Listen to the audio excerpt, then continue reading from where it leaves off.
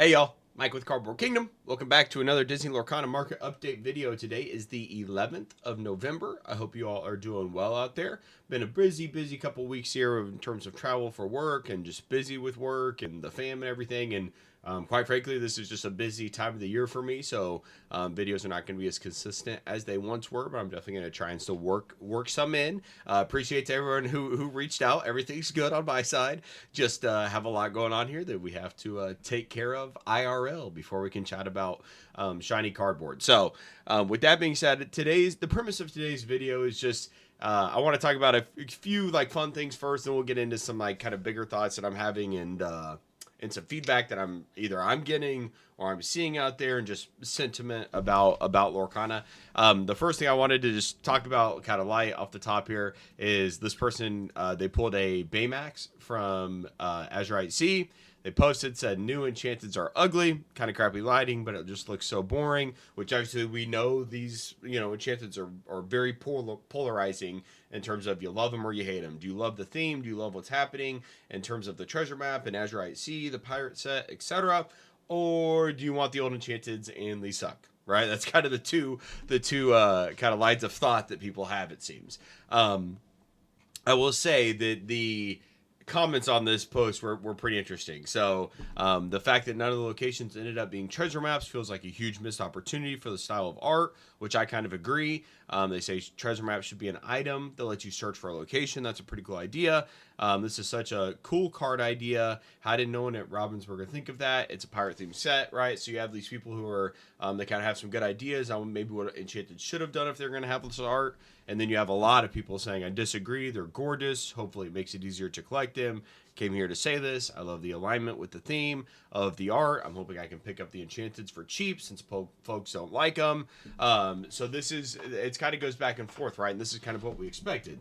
Now, this person hits on what I think is kind of a bigger talking point and something that I think is leading to a lot of the sentiment in the community.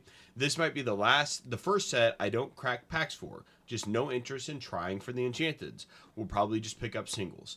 And so this is someone who, I can definitely see their thought process. Me, the previous sets, like me and my family on release day, we're opening cases, trying to pull these Enchanteds. We're building decks. We're listing singles. Like, it's just kind of this fully process of ultimately chasing Enchanteds, and then the other stuff is kind of ancillary. For this particular set, I align with them in the fact that, like, I don't have a huge, like, chase for this set. Like, there's a couple cards that I like, but, like, for Shimmering Skies, for example, like, I wanted the Mufasa. Like, that card was so cool to me. Easily one of the most gorgeous cards they've released from an art perspective, in my opinion. Iconic character. I resonate with the movie. Like, that card was a clear chase for me with Shimmering Skies, and it caused me to go very heavy into Shimmering Skies. I still don't have the Mufasa, but I had a great time with Shimmering Skies. I think the set was amazing. Another set that I didn't like the Enchanteds for when it was first released. I was very hesitant, and then I quickly became a fan of them. With this particular set, I think that a lot of people are going to align with the, I'm going to kind of skip this one, and that's going to lead to people just buying singles. And so I think that could have two effects on the market, because I think there are going to be a lot of people that go this route. You can see this particular post has 19 up likes or upvotes, so it's not, he's not the only one thinking this, and I have seen a lot of lists throughout the community. And so, with that being said, if a lot of people set the set out and there's not as many singles open initially, then that's going to reward for the people who do open and list the singles, because there's probably going to be not enough supply. As the set goes on longer and longer, and we have some like Black Friday deals and Christmas deals and all these holiday specials and whatever, we're probably going to see a lot more product open, and the EV of the boxes and stuff is going to come down very dramatically when it does come down. But I think there's just a lot of people who are going to be sitting on the sidelines for this particular set, and that's okay. If you're a collector and these Enchanteds don't tickle your fancy, you don't have to open every set, right? And for the ones who do like it, they're probably going to be pretty cheap, and so you can get out and you get a play set. You can buy your complete master set, whatever it is.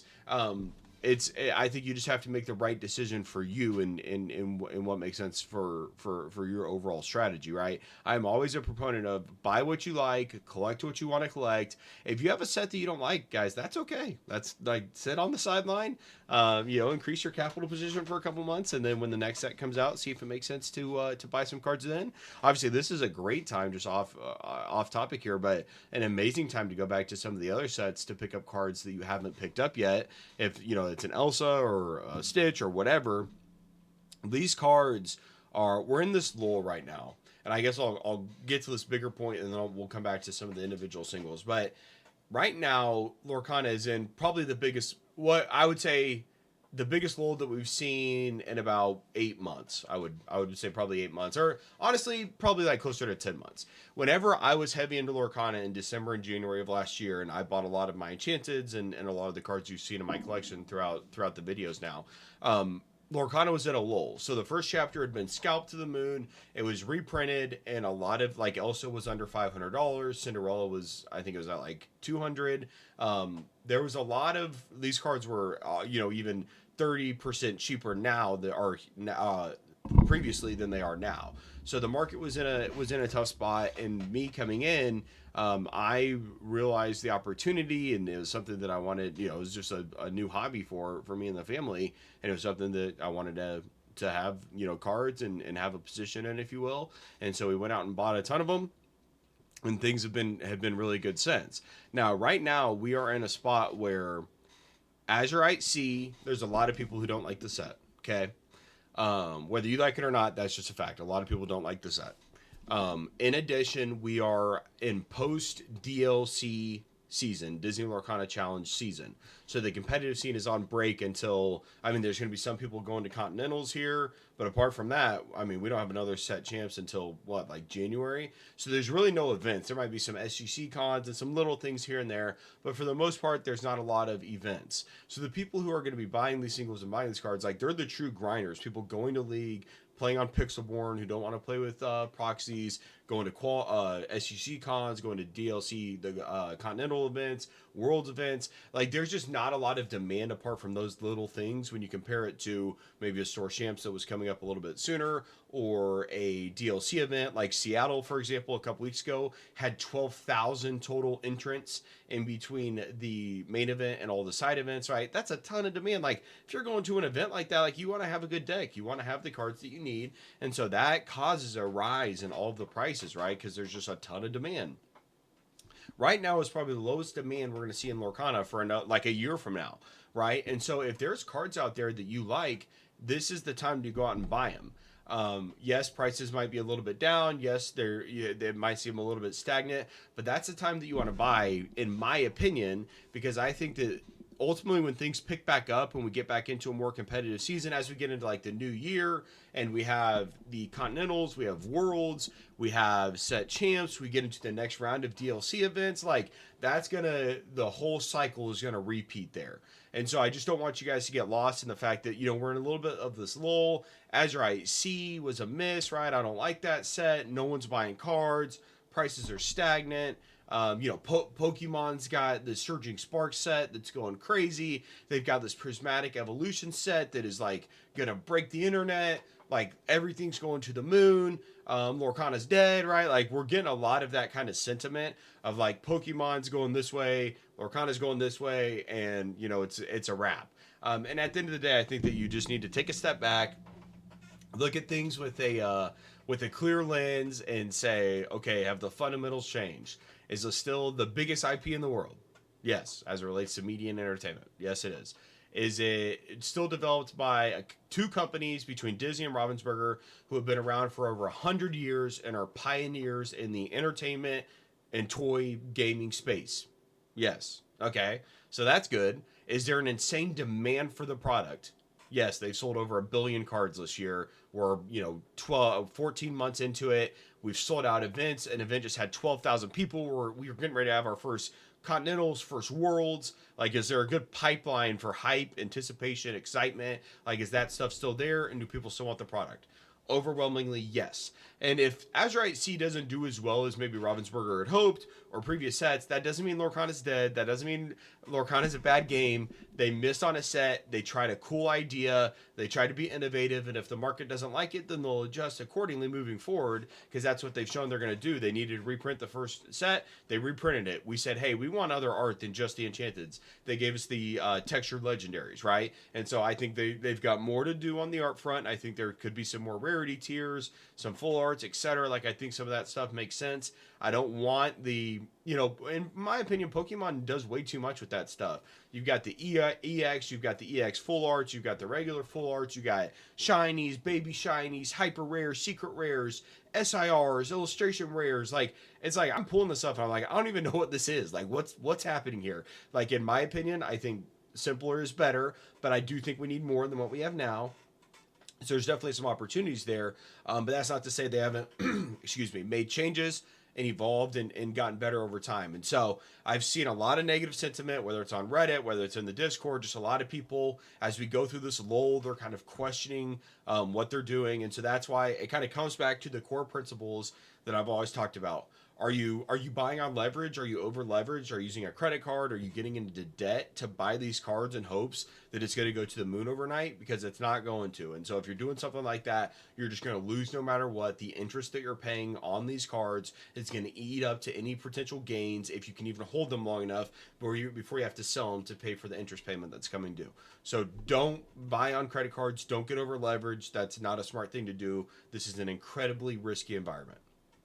2, buy what you like. Don't buy stuff just because I bought a D23 Elsa doesn't mean you have to buy one. Or just because someone bought a Elsa doesn't mean you have to buy one. If there's, like, maybe you resonate with Winnie the Pooh and you want to get the Piglet Enchanted, or you want to pick up some Winnie the Pooh cards, right, and just kind of collect that route. Maybe you're a Stitch fan and you want to go after some of the Stitch cards. Find out what is your preferred way of collecting, whether it's raw, graded, sealed, specific characters, specific sets. There's all these different paths you could go, and they could kind of fulfill your goals and your needs as a collector. And I think that's the right way to do it. And so take a step back and look at your collection, or look at your goals, see what you want to accomplish, set clear, defined rules and strategies around that, right? Whether it's to collect all the first chapter Enchanteds, all the promo cards, you could go whatever route you want to go, but set clear goals.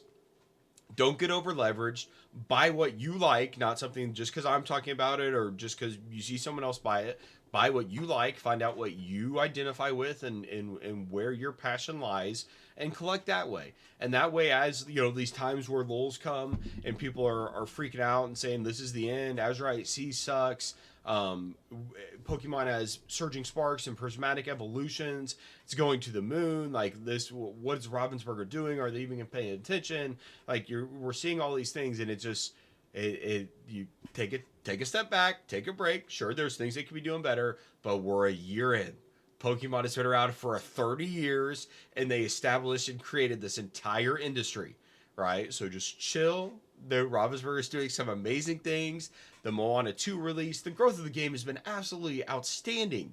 We're going to get into some videos later this week about that ICV2 website that's covering, they kind of look at the trading card market overall. They already say Lorcana is in the top 3, like it's up there. It's one of the most established players. That's for a year in, right, guys? At the end of the day, the game is incredibly fun. These are IPs and characters that, like, myself as a father, can resonate with my family and with my daughter. I've told that story a lot in a lot of my videos, but like, literally some of the first packs, like, we went to Target and got packs.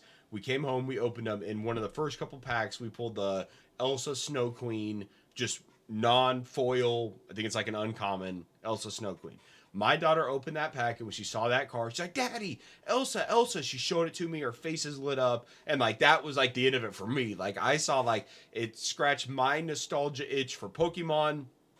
It gave me something that I align with my family, something that myself and my daughter can share. We then get into the game. It's insanely fun, right? And there's all these different promos and things we can collect. Like, there's so much going on, and it was so much fun that, here we are a year later, and it's been an amazing ride. But just, if you're questioning things, if you're seeing a lot of negative sentiment, take a step back. Right now, we're definitely in a lull, right? And so there's no events. Azurite C is kind of at least a pre-release bust in terms of just the overall sentiment. And so that's where you come back to the fundamentals. The game's growing like crazy. Overall, the companies that are behind it are companies that you want to stand behind. The IP is the most iconic IP in the world with the Disney brand. Like, just look at look through a clear lens, take a step back, observe what's happening, and I think at the end of the day, that's how you can win. The people who are seeing stuff stagnate right now are the people who ultimately just get churned, right? They're the people who buy at a high and sell at a low, and then they get bored of it and they go chase the new thing, and that cycle continues to repeat. At the end of the day, the most important thing you can have in this space is time. You have to be able to sit on these cards. You have to be able to sit on these sealed, boxes or whatever your version of is collecting. If you are looking at this through a financial lens at all, you have to be willing to sit on it. And if you can't do that and you don't have the patience and you're always chasing the new hype, the new set, the new whatever, then that's you're gonna lose. And at the end of the day, that's just part of it. And look, I've bought stuff high and sold low, whatever. Like it's kind of just a natural learning curve. But at the end of the day, if you are buying these cards and expecting them to go up overnight, especially in a time like right now, these cards are just going to be incredibly stagnant. Now, I personally think that that's a good thing, and I'm going to get into that a little bit here, but my overall arching message here before I get into that is if there are singles that you've been looking for, and right now you're on the fence because you think things are stagnated, like Elsa was at 1,000, she came down to 800, she went back to 1,000, she was up at 1,500 at one point, now she's all the way down at 787.99, like, should I even buy it? Like, what, it seems like the bottom's falling out on these cards. You look at this graph and you say, damn, we're at 960. There's hardly any volume, and now we're down at a near mint 795. I would say if you've been wanting an Elsa, and this is a card that you want to have for your collection, you want to kind of have the Charizard of Lorcana, in my opinion, then at the end of the day, this is the time to buy. You see this huge downturn. If you have the conviction and belief in Lorcana, and you plan on participating in this market for a long time, this is a perfect time to buy, guys. It was not that long ago that this card was up well over 1,000, right? And so you just need to look through it through that lens. Now, look, if you don't want to buy an $800 card, that's fine, right? Like, you don't have to buy Elsa. But if you're on the fence and you're wondering if this is a time to buy, I think if you've been looking for a card, you've been waiting on the sideline, you've been saving up money, don't let this kind of lull in demand stop you from buying, because at the end of the day, the next time the demand comes around, the prices are going to be higher, and that might be 4 months from now, that might be 6 months from now, might be a week from now. Like, who knows when some of this stuff can happen? But at the end of the day, this is a great time to buy cards that you're either chasing from a collector's point of view, or that your need for your play sets, right? You need your Robin Hood, your Champion of Sherwoods, Gifted with Healing Rapunzels, your Bells, whatever it is.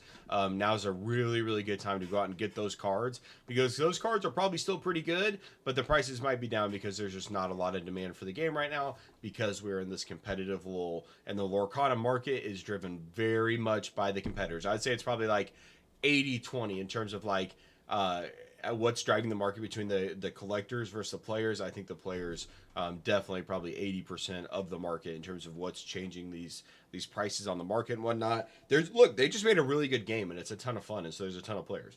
That's a good thing ultimately.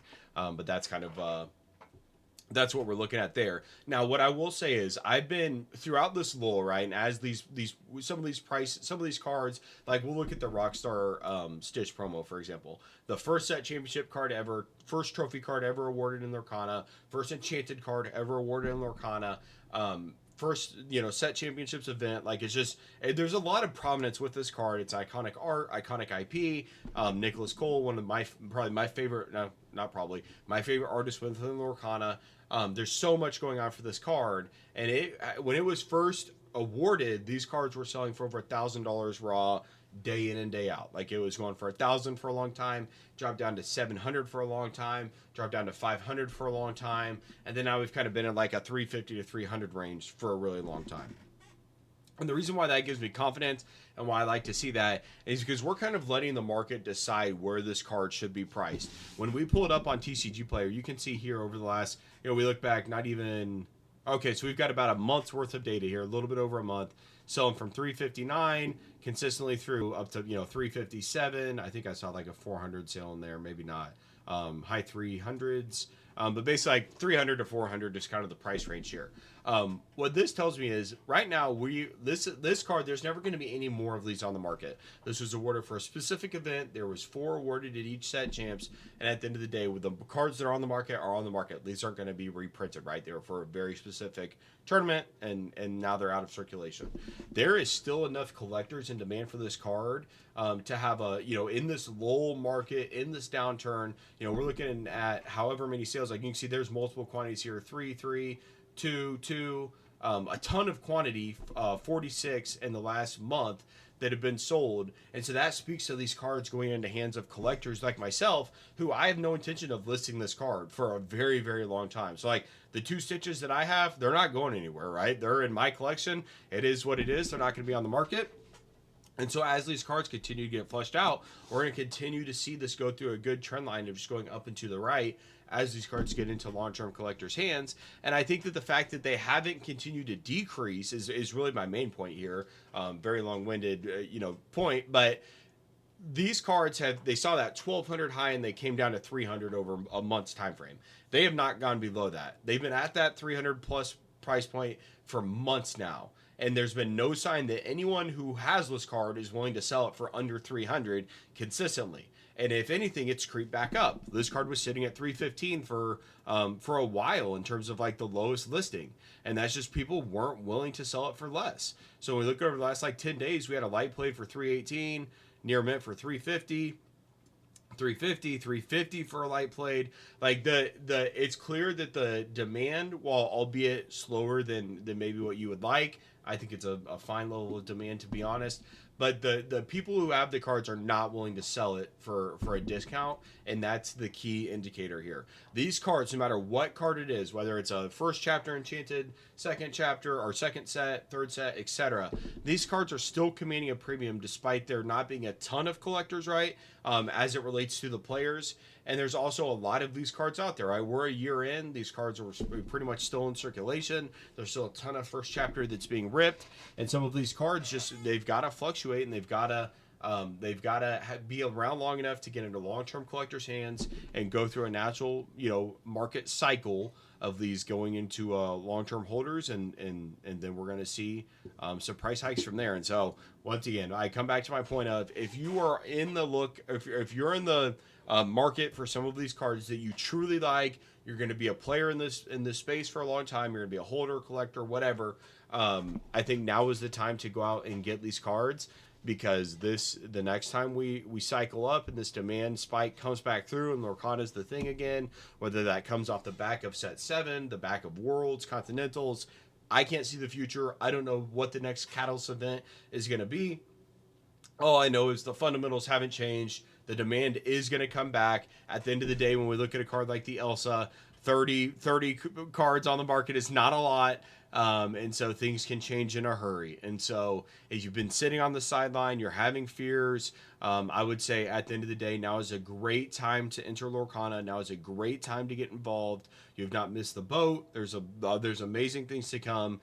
And don't let the current kind of lull in demand distract you from what I believe are the underlying principles. Now, I will finish this, guys, with saying I can't see the future. I don't know what's going to happen. You guys have heard me through all my videos. You know my conviction and belief within Lorcana. But at the end of the day, if Lorcana went to 0 tomorrow, my financial situation would not change at all. It would suck, right? I'm not going to say that it wouldn't hurt. It would definitely hurt. I'd take it on the chin. But at the end of the day, I don't think that's going to happen. But I'm positioned to where it would have no financial impact on me or my family. And so I think that's where you have to be. That way you can kind of buy with freedom, and you can have no fears in terms of, like, if you buy the Elsa at 787 and tomorrow someone this one's for 500 and you're like, damn it, like I could have saved $300, right? Like I don't have any interest in this. Like I want to get out of it. Like you can't be in a position where that's your mindset. If that's your mindset, then I would say just ultimately, if you want to be successful, you need to change that mindset completely. But this isn't the space for you. It's incredibly volatile. It's incredibly high risk. And, a lot of people in this industry or in this community and hobby have a disgusting level of risk tolerance. And that's why we can, pay thousands of dollars for a piece of shiny cardboard. Crazy world that we live in. Crazy world. So that's gonna be it for today's video, guys. I've seen a lot of negative sentiment, and so I felt the need to just kind of take a step back and look at the greater picture. For a video here, we'll get back into some of the more market stuff. We've got some amazing TCG player sales coming up. You'll see it here on Cyber Weekend. We've got that ICV2 article that we want to cover. We've got First Chapter doing amazing things on the sealed side. We've got a lot going on. There's slow movement on these cards, which once again, when I take a step back and say, okay, the amount of the prices on these cards haven't moved much. That's because the people who have them are not willing to sell them, and we're just waiting for a new round of buyers. Look at cards like the Stitch; it was sitting down around 300 for a long time.